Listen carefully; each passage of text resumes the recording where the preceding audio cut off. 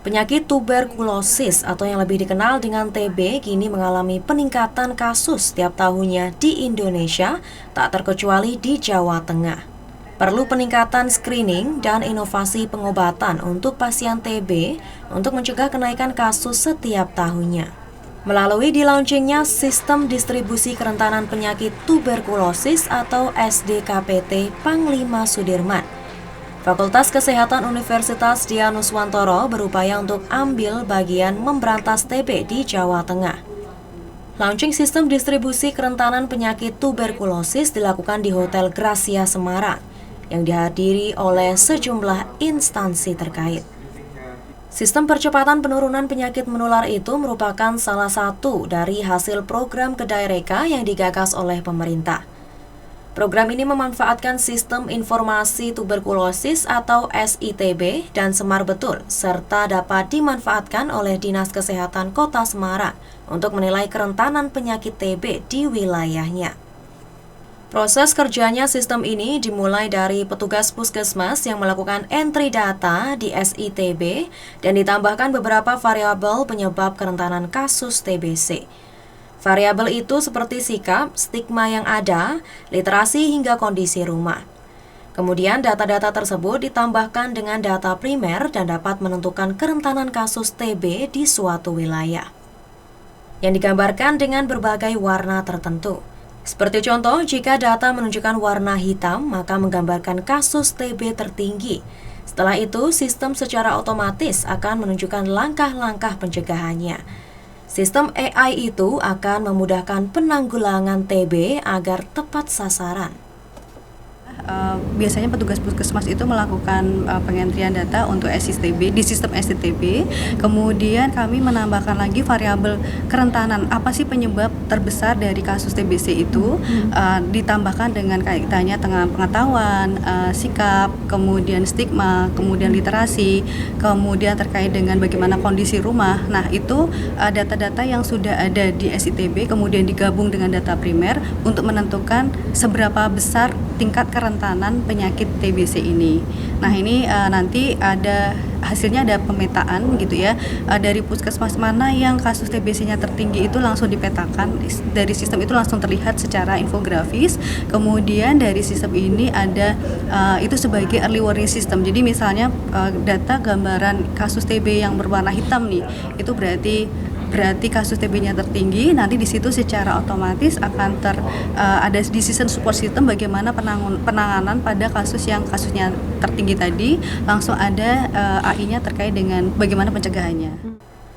Proses pengerjaannya, tim peneliti dari Fakultas Kesehatan Udinus bersama Mitra DKK Semarang membutuhkan waktu pengerjaan sekitar 8 bulan. Beberapa tantangan dihadapi oleh tim dalam proses pengerjaan dan proses input data, salah satunya masih minimnya sinkronisasi data yang telah ada dengan di lapangan. Kesulitan yang kami alami itu pertama pengambilan data terkait dengan kasus mendatangi pasien TBC. Nah, itu pertama adalah bagaimana kami juga nanti kerentanan enumerator kami tertular penyakit TBC, kemudian data rumah gitu ya. Jadi data yang ada dari DKK, kemudian real rumah yang ada kita temui itu tidak sinkron gitu ya. Kemudian ada juga kasus yang misalnya dia sudah pindah rumah, kemudian meninggal. Itu yang jadi tantangan kami cukup berat ketika mengoleksi data kaitan data kuantitatif untuk mendapatkan data primer. Kepala Dinas Kesehatan Kota Semarang, Muhammad Abdul Hakam, usai meresmikan SDKPT mengaku senang dengan adanya sistem tersebut.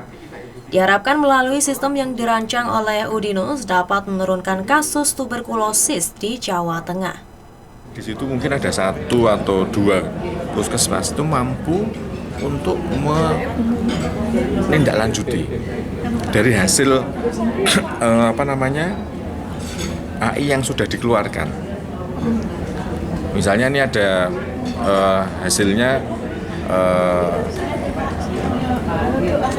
misalnya PABS-nya harus diperbaiki, misalnya karena di situ ada cuci tangan, kemudian ada kontak eratnya harus diselesaikan misalnya, kemudian tata laksana yang lost follow up juga diturunkan misalnya. Kalau itu kemudian bisa selesaikan, maka kasusnya pasti juga akan rendah.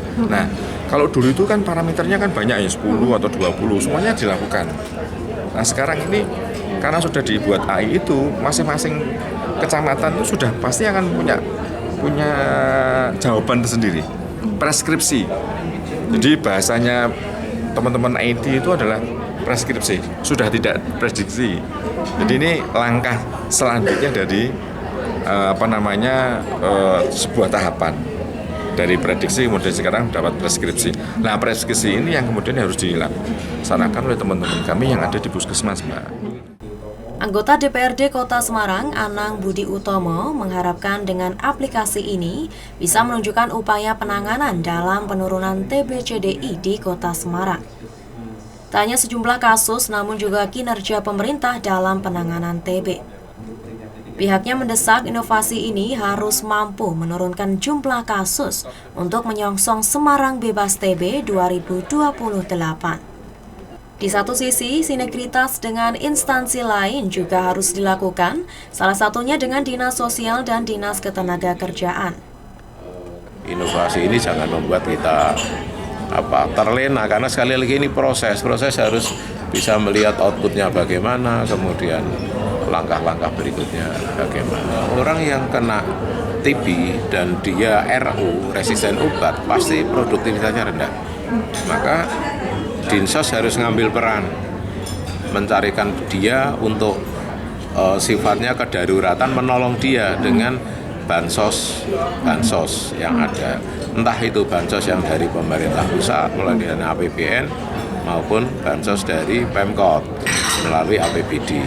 Kemudian yang kedua juga di Disnaker, Dinas Tenaga Kerja.